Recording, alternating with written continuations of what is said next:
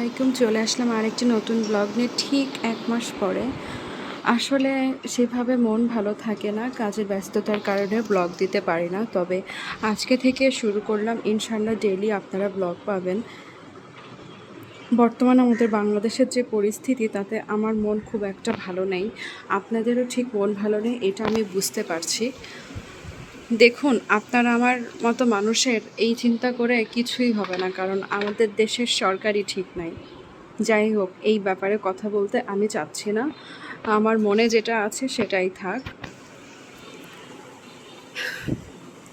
আজকের ওয়েদারটা মোটামুটি গরম, মাঝে মাঝে বৃষ্টি হচ্ছিল।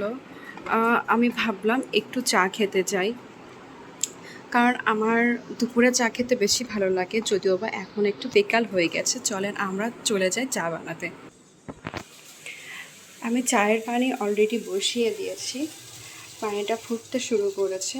আমি এখন চা পাতিটা দিয়ে দিব। আমি দুধ চা খেতে পছন্দ করি, কিন্তু এখন আমি দুধ চাটা খাবো না। আমি এখন মোটামুটি হালকা লিকারের একটা চা খাবো। আমি এই চাটা খেতে খুব বেশি পছন্দ করি, যদিও বা এটা আমাদের রেশন থেকে আমরা পেয়ে থাকি।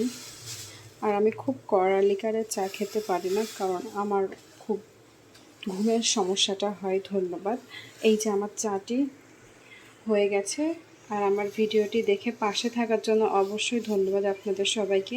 আমাকে সাপোর্ট করবেন সবাই, ইনশাল্লাহ, তাহলে রেগুলার ব্লগ দিতে পারবো।